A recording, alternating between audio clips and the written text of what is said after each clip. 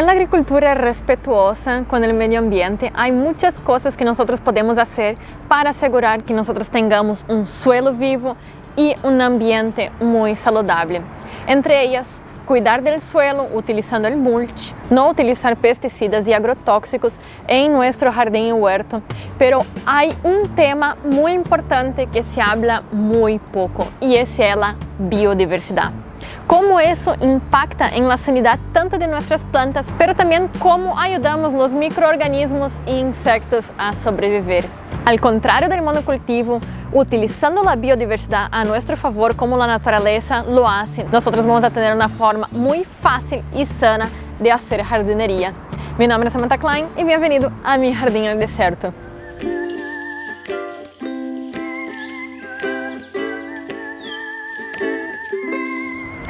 Hola gente, bienvenidos de nuevo acá a mi jardín en el desierto. Hoy nosotros vamos a hablar sobre un tema que en realidad yo abordo en todos los videos, pero hoy yo quiero traerlo con un poquito más de profundidad y eso sería la biodiversidad. Pero ¿por qué nosotros tenemos que enfocarnos en la biodiversidad?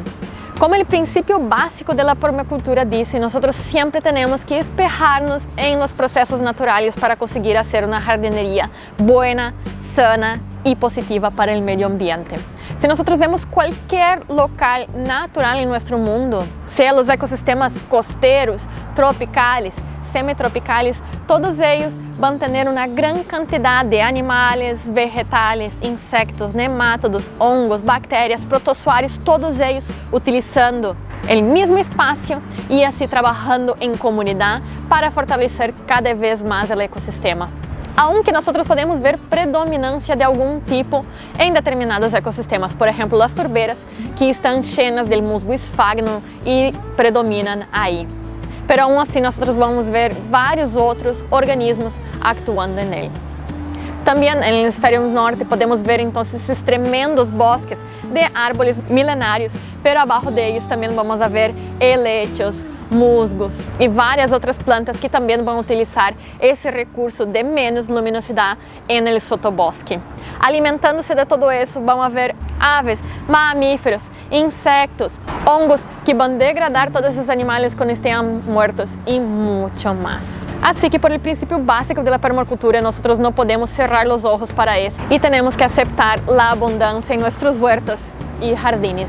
Y aunque en determinado momento nosotros podemos ver la abundancia de alguna especie, esas también en algún punto van a cumplir su función, van a decaer y todo ese material orgánico que ellas producieron van a nutrir las próximas plantas a venir y también todos los microorganismos que van a decomponerlo por final en el suelo.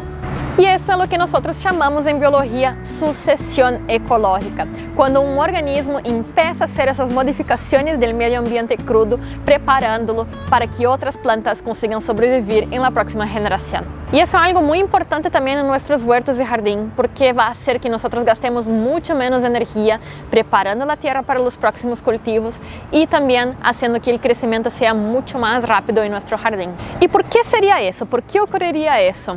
Cuanto más plantas, más materia verde nosotros tengamos, aunque sean plantas consideradas malezas, ellas van a empezar a hacer el proceso de fotosíntesis. Con eso, ellas van a empezar a crear carbohidratos ricos en energía y van a empezar a enviarlos a través de sus raíces hacia el suelo. Esos carbohidratos van a ser fundamentales para el metabolismo de los microorganismos como hongos y bacterias, que posteriormente van a ayudar a fijar otros minerales que las plantas necesitan y también hacer conexiones por abajo del suelo, como yo ya había explicado un poquito en el video de las micorrizas. Ya con ese principio nosotros vemos la importancia de la abundancia y biodiversidad en nuestro jardín. Cuanto más plantas nosotros tenemos, nosotros vamos a estar incentivando la abundancia y biodiversidad de nuestros microorganismos del suelo también. Y eso va a ser muy benéfico, visto que ellos ayudan de varias formas nuestros cultivos. E igual que los animales, que cada uno excreta diferentes sustancias, algunos ácido úrico, otros urea, otra amonia, las plantas también van a tener esas diferencias. Y cada planta va a tener diferentes exudados sendo mandados hacia la tierra. Los microorganismos no son como nosotros, que tenemos una cantidad infinita de enzimas en nuestro cuerpo. Ellos la mayoría de las veces solo consiguen producir de 1 a 2 enzimas por especie de microorganismos. O sea que ellos son muy bien adaptados a diferentes tipos de planta. Así que cuanto más biodiversidad arriba del suelo con diferentes especies vegetales, más cantidad de microorganismos nosotros vamos a conseguir albergar abajo de la tierra. Y ahí nosotros entramos en otro punto muy necesario discutir cuando nosotros pensamos en biodiversidad, y eso sería la resiliencia. Cuanto más diferentes tipos de microorganismos adaptados a diferentes exudados, también vamos a tener diferentes organismos adaptados a diferentes condiciones, sea el sol fuerte de verano o el exceso de lluvia, o también el frío excesivo en invierno. Así que si nosotros tenemos una población estable de varios tipos de especies bajo de la tierra o también arriba, nosotros vamos a tener mayor resiliencia y más probabilidad de tener una abundancia de biodiversidad en las etapas más drásticas de nuestro huerto. Y eso va a dar la oportunidad que nosotros tengamos alimento durante todas las estaciones del año y también en los momentos más drásticos con los cambios ambientales. Y eso es lo que no pasa con un monocultivo. Si nosotros fallamos con esa una especie que nosotros estamos produciendo, nosotros vamos a comprometer toda la producción de alimento durante una temporada entera. Pero ahora quizás ustedes ya estén pensando, ya estén en su cabeza esos gráficos de asociación que todo mundo comparte. Esa planta no puede ir junto con esa porque si no compiten. Pero ¿será que realmente es así? Igual que la parte aérea de las plantas, el sistema radicular se diferencia y mucho. Además, las necesidades de las plantas varían mucho de especie a especie. Por ejemplo, plantas de fruto van a necesitar mucho más potasio y fósforo que una lechuga, por ejemplo, que necesita mucho más nitrógeno. Y pensando en las diferencias, un tomate, por ejemplo, puede llegar a más de 60 centímetros de profundidad, siendo que una beterraga, por ejemplo, va a tener una raíz muy corta, de quizás como 20 centímetros. Así que la mayoría de las veces que nosotros plantamos en alta biodiversidad y densidad, las plantas van a ocupar diferentes nichos y así no van a competir, pero la mayoría de las veces sí van a ayudarse mutuamente. A través desses exudados que eu havia dito, as plantas conseguem comunicar-se também, avisando se existe algum problema cerca, se há alguma deficiência ou um insecto ou microorganismo bajo de la tierra atacando-las. E elas podem ser mais agressivas aún a ajudar seus companheiros. Por exemplo, acá eu tenho caléndulas plantado muito cerca de mis outros cultivos e a caléndula me ajuda muito a controlar os nemátodos. Esses exudados que saem da caléndula são nematicidas e assim essa planta consegue ajudar todas as que estão cerca de ela. E a ajuda também pode ocorrer para arriba da superfície. Plantando flores junto com nossos vegetales, nós vamos a ter a atração de muito mais polinizadores e assim nós vamos a ter uma cosecha de frutos muito mais grandiosa. Esse é um exemplo que a maioria das pessoas diria que é algo desastroso para hacerse en el jardín. Eu tenho uma planta de tomate que já está florescendo, uma calabaza butternut e um tomate de árbol. Las tres plantas la mayoría de las veces no se ve junto porque las personas creen que van a competir entre sí. Pero analicemos bien lo que está pasando acá. El tomate de árbol es una planta perenne de locales un poquito más subtropicales, o sea que ella no aguanta tan bien el sol directo.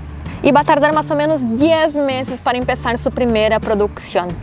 Al lado de ella yo tengo mi tomate normal, sería un tomate cherry, que ele cresce muito rapidamente e em mais ou menos 2 meses nós já vamos começar sua recolecção. Antes que o tomate de árbol esteja produzindo, essa planta já vai haver terminado sua produção e nós já vamos poder sacá-la do sistema. Ambas necessitam muito nutriente como o nitrógeno e o fósforo, pero em diferentes épocas. Nosso tomate, como nós podemos ver, já está florescendo, ou seja que pronto ele já vai começar seu consumo de fósforo para a produção de frutos.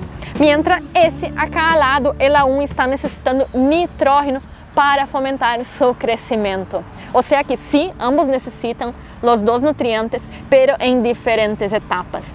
E essa é uma boa associação, então, tanto para economizar espaço em seu jardim e também água. Com apenas um goteiro, eu consigo manter essas duas plantas e, em realidade, uma plantita mais. Assim que plantar perennes que tardan mucho en su crecimiento junto con una planta anual que nosotros vamos a conseguir producción en el primer año, es muy bueno, tanto para las plantas porque ellas se ayudan mutuamente, pero también para nosotros porque así nosotros vamos a tener mucho más alimento por metro cuadrado.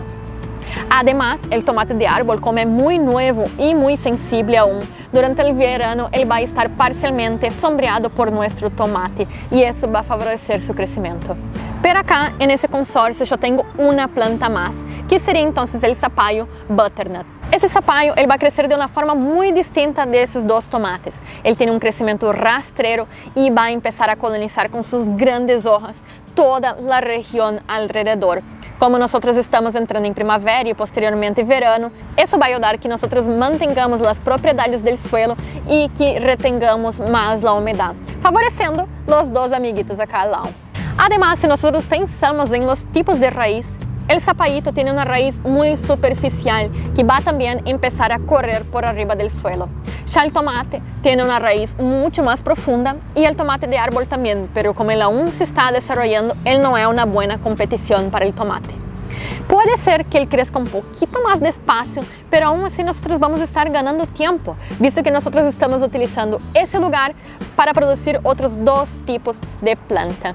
Pero eso teóricamente, si nosotros vemos ese tomate de árbol que fue plantado al mismo tiempo de ese otro que está plantado solo, ese tomate está mucho más sano, visto que nosotros conseguimos crear un microclima acá y así él está en contacto con mucho más humedad. Además, como esas tres plantas crean diferentes exudados, nosotros vamos a tener mucho más microorganismos actuando en el suelo y ayudando a mantener la sanidad.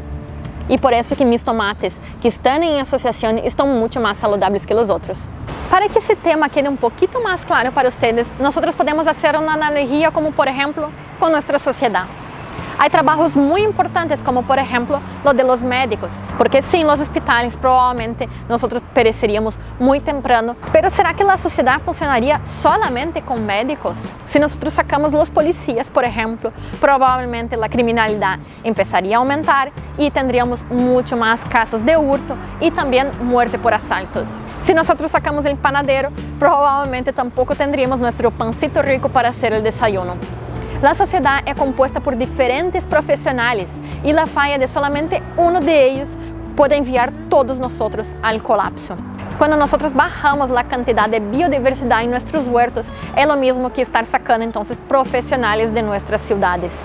Y la forma que eso va a presentarnos para nosotros va a ser con deficiencias en nuestras plantas, menos cantidad de frutos, menos calidad de nuestras plantas y también la aparición de las famosas plagas. Todos los organismos, aunque nosotros creamos que ellos no deberían estar ahí, como por ejemplo las babosas o los caracoles, ellos tienen una función y son primordiales para la sustentación de todo el ecosistema. Nosotros podemos considerarlos como plagas, pero por ejemplo ellos también van a ayudar en la decomposición de todo el material muerto que va a formar el abono que va a sostener nuestros cultivos. Nemátodos, hongos, bacterias, ácaros, gastrópodos, insectos, todos ellos son fundamentales y cuanto más biodiversidad, más especies nosotros tengamos, más fácil va a ser equilibrar el ecosistema y mantener nuestro huerto o jardín saludables. Hay muchas formas que nosotros podemos fomentar la biodiversidad en nuestro jardín y es muy difícil que nosotros erramos de una forma irreversible, o sea que intentar el más importante de todo. Para saber algunas formas que nosotros podemos aumentar la biodiversidad, ustedes pueden buscar por varios términos, como por ejemplo cover crops, en lo cual nosotros vamos a utilizar plantas como mulch vivo para dominar la parte más baja de nuestro huerto, como por ejemplo las capuchinas que están andando acá al medio de mis papas. Podemos mezclar también plantas perennes, como acá yo tengo una feijoa y el plátano, con plantas anuales de ciclo corto, como la papa. También tenemos las técnicas de asociaciones de cultivo, rotación de cultivo, o todas ellas mezcladas, como también la sintropía lo hace. Pero aunque ustedes no quieran buscar más información, solo intenten comprender eso. Cuanto más biodiversidad ustedes tengan en el huerto, en el pomar, en un bosque o en un jardín, va a ser siempre beneficioso tanto para ustedes como para la naturaleza. Lo más importante de todo es fomentar la fotosíntesis y aumentar cada vez más la cantidad de carbono que nosotros tenemos en el suelo. Y además de esos métodos más naturales, si ustedes no tienen la posibilidad de hacerlos, ustedes también pueden incrementar la microbiota del suelo utilizando elaborados orgánicos, como por ejemplo el té de humus, el compost, el bocache. Todos esos son muy ricos en microorganismos y ponerlos en su suelo va a ayudar entonces a traer más biodiversidad, la cual va a tener la chance de colonizar nuestro suelo. Una de las herramientas más importantes cuando nosotros vamos a hacer una asociación es la estratificación, una de las cosas más consideradas dentro de los modelos sintrópicos. Si nosotros pensamos como un bosque natural funciona, nosotros vamos a ver que tenemos diferentes alturas de los árboles, que nosotros podemos considerar emergentes, son esos más altos que pasan del dosel de nuestra floresta. Después vamos a tener el estrato alto, medio y bajo. Pero nosotros podemos replicar eso también para nuestro huerto o nuestros frutales. Si nosotros vemos acá, nosotros tenemos una planta de estrato muy bajo, que sería el zapallo. Después nosotros tenemos nuestro tomate, que va a ser un tamaño mediano. Y después, cuando él esté adulto, ese tomate de árbol va a ser la planta más alta de esas tres. Y obviamente una va a empezar a sombrear la otra. Y eso es algo que nosotros vamos a tener que tener en consideración cuando nosotros hacemos nuestra asociación. Si nosotros plantamos tres plantas altas, ellas van a competir por ese espacio y probablemente van a empezar a dañarse y no van a obtener la cantidad necesaria de luz. Pero si nosotros jugamos con estratos diferenciados, va a ser mucho más fácil de conseguir asociarlas de forma benéfica. Pero después, cuando ellas ya estén desarrolladas por completo, nosotros tenemos también que asegurar que esas plantas van a conseguir filtrar un poco de la luz, pero que también haya luz filtrando para que los estratos más bajos también obtengan. Y para eso nosotros vamos a utilizar la poda. Siempre nosotros vamos a estar pensando en la cantidad de luz que va a estar pasando hacia abajo. Nosotros no queremos que nuestras plantas más altas pasen de la absorción de 40% de la luz. Así que en algunos meses, cuando nuestros tomates ya sean el árbol más grande en esa asociación, nosotros vamos a tener que empezar a podar para que 60% de la luz consiga llegar en nuestro tomate de árbol y en nuestro zapallo.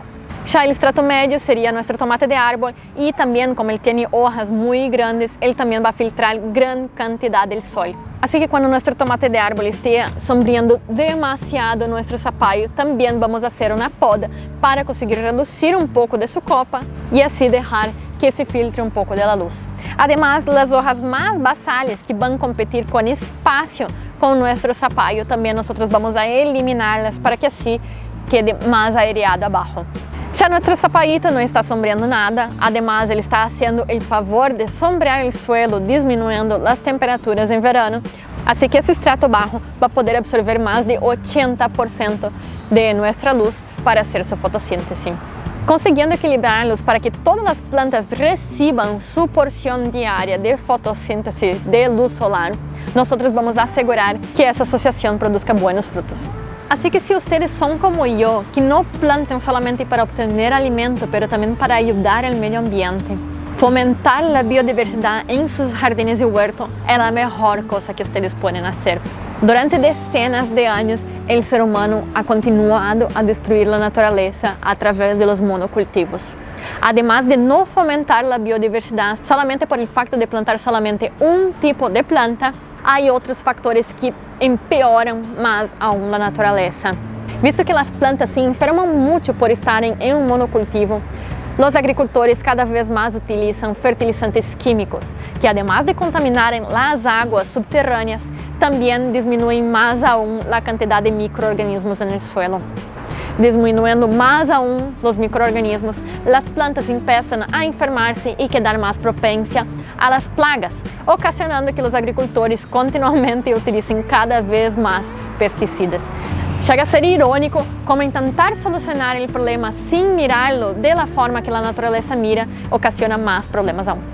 Bien, gente, eso era todo para ese video. Espero que ustedes consigan pensar un poquito más profundo ahora cuando las personas digan para incentivar la biodiversidad. También espero que ese video haya colaborado para que ustedes no tengan tanto miedo de intentar diferentes asociaciones. Aunque ustedes vean essas tabelitas que dizem que ustedes nunca podem plantar uma planta com outra, por favor, hagan el experimento em sua casa e vejam qual é o resultado que ustedes obtêm. Muitas vezes esses experimentos não foram replicados muitas vezes e quizás outros factores influenciaram também. A maioria das associações podem ser positivas e nós temos que fomentar a todo custo a biodiversidade. Se vocês têm dúvidas ou querem ver mais vídeos como esse sobre alguns outros tópicos sobre a biodiversidade, não dudem em comentar aqui abaixo e deixar sua pergunta para mim. Nos vemos na próxima. Tchau!